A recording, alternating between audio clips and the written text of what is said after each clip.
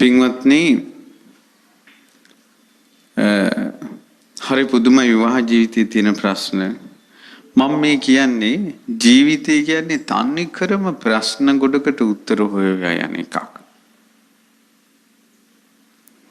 මට ඊයේ ළමයෙක් මුණ ගැහුණා අවුරුදු 23ක 24ක වගේ. ඉතින් ඒ කොල්ලා Facebook එකක් හදාගෙන ඔන්න ෆොටෝ දාලා දැන් ඉතින් ඔය ඉන්නවා. ඉන්නකොට කෙල්ලෝ මෙසේජ් කරනවා.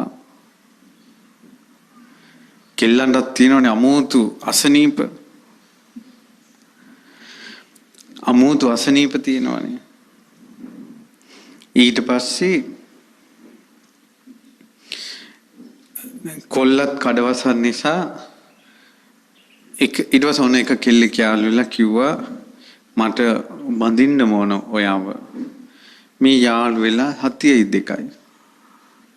ඊට පස්සේ මේ කෙල්ල කිව්වා මට එහෙම අවශ්‍යතාවයක් නැහැ. මං තවම පොඩි. මේ අවුරුදු ඒ වෙනකොට අවුරුදු 21ක් විතර ඇති සමහර විට.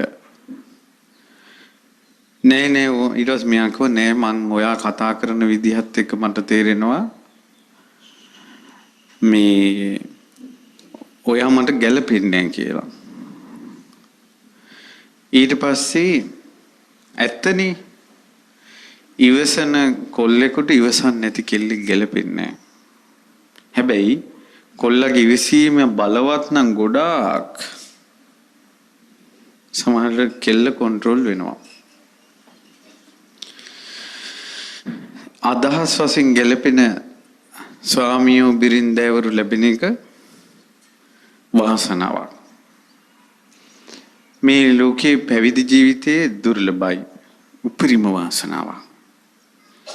ගෘහ ජීවිතේ වාසය කරන ලෝකෙට අදහස් වශයෙන් ගැළපෙන අඹුසැමියන් ලැබීම දුර්ලභ දෙයක්. උදාහරණයක් ගත්තොත් මේ වැඩසටහනකට පවා දරු සම්පත්තියක් ප්‍රතිපත්තියකින් ඉල්ලන එක ඒක ඉස්සර ඉඳලම තියෙන එකක්. දරුවන් ප්‍රමාද වීම පිළිබඳව හේතු ගොඩාක් තියෙනවා. අපි අතීතයෙන්ම ගත්තොත් එහෙම අපි සරණ ගිය බුදුරජාණන් වහන්සේගේ ගෘහ ජීවිතේ උන්වහන්සේගේ අභිනිෂ්ක්‍රමණය සිද්ධ වෙන්නේ අවුරුදු 29න්. ඊට පස්සේ උන්වහන්සේටත් යසෝදරාවටත් සිදුවක් කුමාරයාටත් යසෝදරාටත් දාව පුත්‍ර රත්නයක් වෙලා උපදින්නේ රාහුල.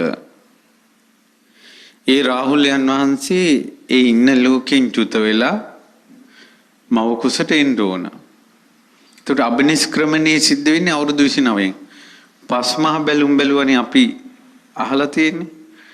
අෂ්ටමහා විලෝකන කියලායි නාගසේන ප්‍රශ්නේ තියෙන්නේ. මිලින්ද ප්‍රශ්නේ. අභිනිෂ්ක්‍රමණය කරන්නේ කොයි කාලෙද කියලා බලනවා කියනවා.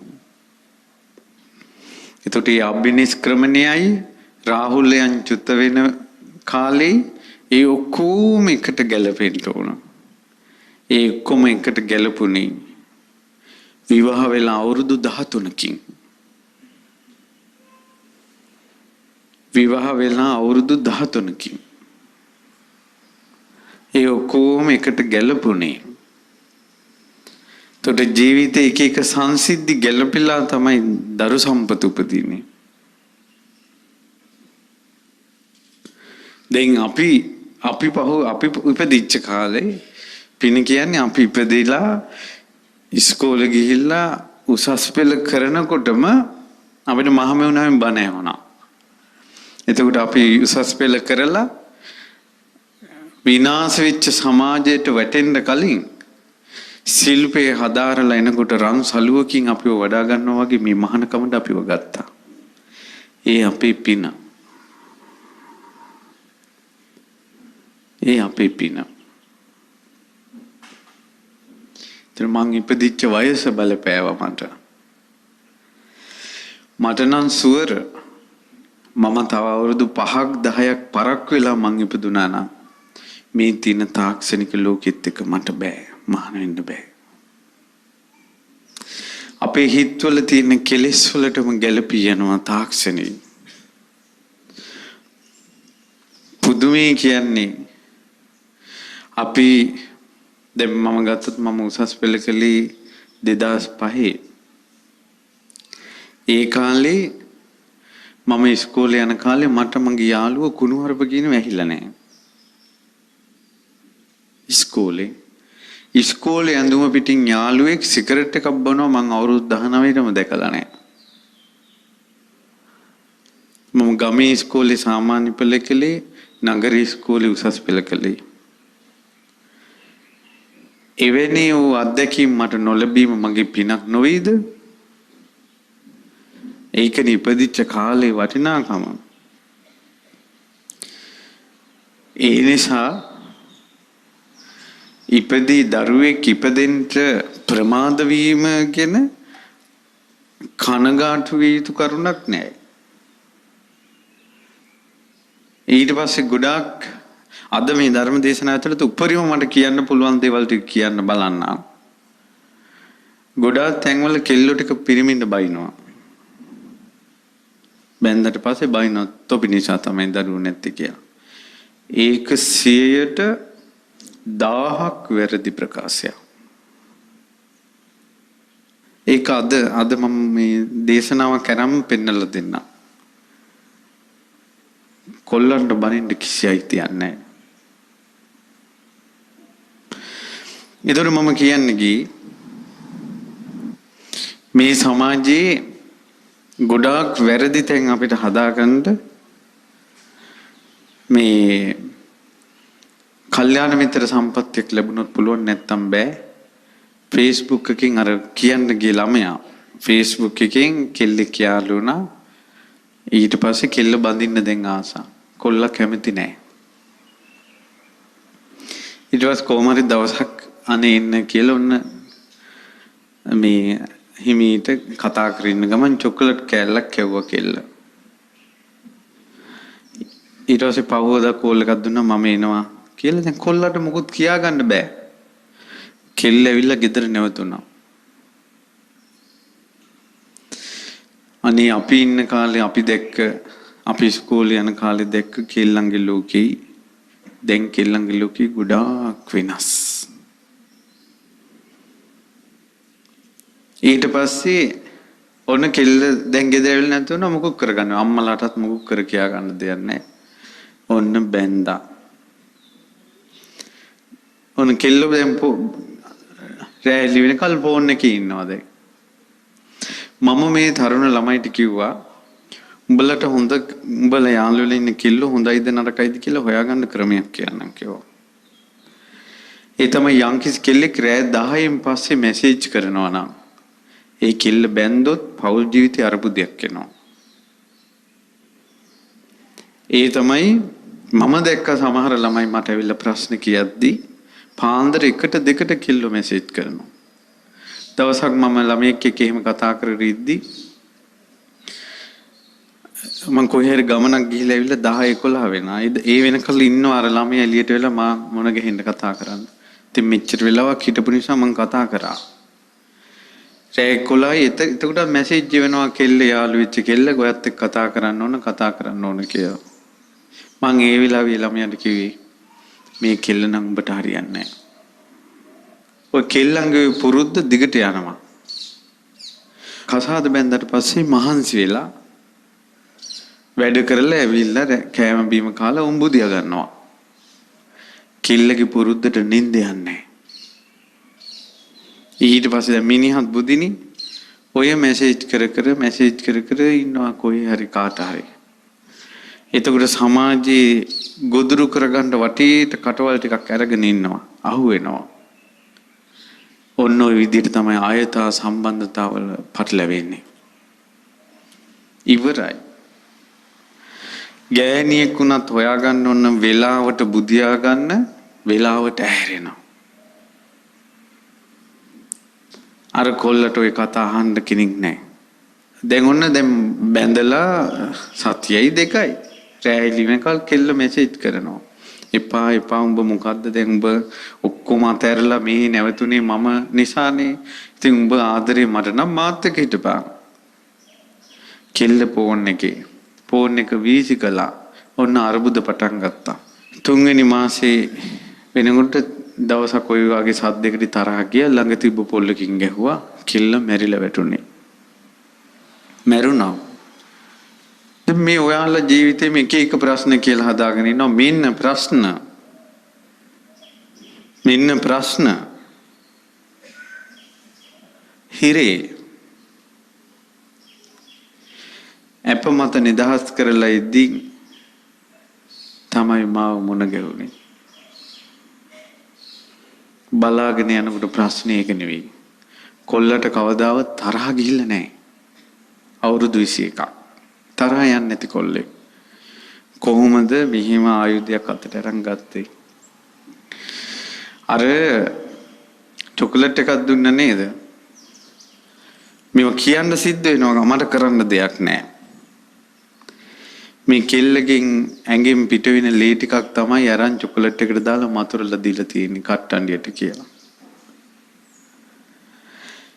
ඒක කාපු ගමන් අර අමනුෂ්‍ය ඇතුලේ බැඳිලා අමනුෂ්‍ය වෛරෙන් හිටියා. තුගේ ලේ නිසා තමයි මම මේ බඩකට එන්න උනේ මට.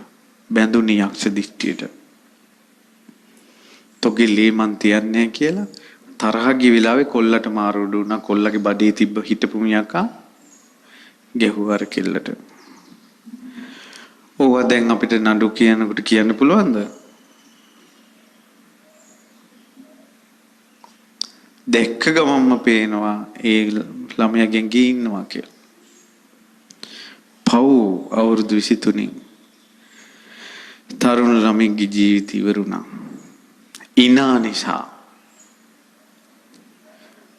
මෙතන ඉන්න අයගෙන් මට හිතෙනවා 10%ක්වත් 5% විතර දරුවන් නැති ප්‍රශ්න තියෙනවා ඉනා නිසා. සමහරට කොල්ලා කෙල්ලට දීලා වෙන්න පුළුවන්. කෙල්ල කොල්ලට දීලා වෙන්න පුළුවන්. නැන්දමලා අම්මලාගේ ප්‍රශ්න වෙන්න පුළුවන්. ඒ ඉනාව දුන්නට පස්සේ ඒ බඩ ඇතුලේ ඉන්න මනුෂ්‍යයා ශරීරයේ දරු බීජයක් පිණිස එකතු වෙන ශ්‍රාවය භක්ෂණය කරනවා. සමහරට තෙල් බිඳුවක් තරම් කලලේ කියන්නේ ඉස්සෙල්ලාම තෙල් බිඳුවක් තරම් ඇති වෙන්නේ මනුස්ස ජීවිතේ. ඒක යක්ෂයෙකුට කණ එක සුළු දෙයක්. සුළු දෙයක්. ඒ නිසා මේ දවස් 7 අඟුලිමාල පිරිත ආටානාටි පිරිතාන්ති පිරිත් සජ්ජායනා කරලා මේ දවස් 7 වත් පිළිවෙත් කළා ගෙදර ගිහිල්ලා හොඳට අඟුලිමාල පිරිතින් 108 වතාවක් හෝ 1000 වතාවක් හෝ පිරිත් කරලා ඉස්සර මිනිස්සු මම කරනවා අහලා තියෙනවා ඇඹුල් වර්ග 5ක් අරගෙන ඇඹුල් වර්ග 5 අඬු කෝප්පයක් පමණ අරගෙන අඟුලිමාල පිරිතින් ජලනන්දනින් රතන සූත්‍රයෙන් පිරිත් කරලා හිස් බරට බිව ගමන් ඊනා කැපිලා යනවා. බුද්ධ දේශනාවේ තියෙනවා හානකොට ඒ නඟුලේ දැත්තේ ඉතිරි වෙනවා මැටි ටිකක්. අපි ඒ කාලේ ගොවිතැන්පත් කරපු නිසා අපිට මතකයි උදැල්ලේ හවසට උදැල්ලේ මැටි ටිකක් අගට ඉතිරි වෙනවා. ඒක හොදන්න බෑ. එච්චර අමාරුයි මේ මැටි ටික හොදන්න. ඒවට කියන නඟුල් මැටි. මේ මැටි ටිකක් දී කළා බීපු ගමන් ඊනා කැපිලා යනවා. ඒක බුදුරජාණන් වහන්සේ වදාළ බෙහෙතක්. සංඝයාට විස කැවුනොත් විස නැති කරගන්න දීපු බෙහෙත තමයි බුද්ධ කාලේ නඟුල් මැටි දී කළා දුන්නා. ඒව අයින් කරගන්න වෙනවා ඇඟෙන්. දන්නව ඇතිනේ චොකලට් දීපියව තියෙනවා නම් සීනි දිය කළා දීපියව තියෙනවා නම් ඒ නිසා ඒ තමන්ගෙන් වෙච්ච වැරදි වලින් තමන්ම දුක් විඳින අයත් ඇති 5% කියලා කියවුණා. ඒ නිසා 5ක් ඇති. එතකොට ඒ නිසා බලන්න ජීවිතේ ප්‍රශ්න දැන් අර කොල්ලට ප්‍රශ්නේ පවුලේ ප්‍රශ්න දරුවන් නැතිවීමද? ආදරේ සෙනෙහස නැතිවීම. දරුවෝ 1000ක් හිටියත් ස්වාමියා බිරිඳයි ආදරෙන් සෙනෙහසින් නැත්තම් මොකටද? දරුවෝ නැතත් ඒ දෙන්න සෙනෙහසින් ඉන්නවනම් ඒක ඇති. ස්වාමියාගේ බිරිඳගේ තියෙන ආදරේ සෙනෙහස එක එක්කෙනාගේ කඳුල එක එක්කෙනාට පිහදාගෙන වාසය කරන්න පුළුවන්කම එය හරියට තියෙනවා නම් මේ දවස් 7ෙම මහා සෑය ළඟ සත්‍යක්‍රියා කරන්න මං අවංකව මගේ ස්වාමියාට ආදරෙයි. මං අවංකව මගේ බිරිඳට ආදරෙයි. මම මෙයාගේ හිත රිද්දන්නේ නැහැ කියලා. ඒ ආදරේ සත්‍යානුභවයෙන් අපිට ආදරයට දායාදයක් ලැබේවා කියලා. සත්‍යක්‍රියා කරන්න.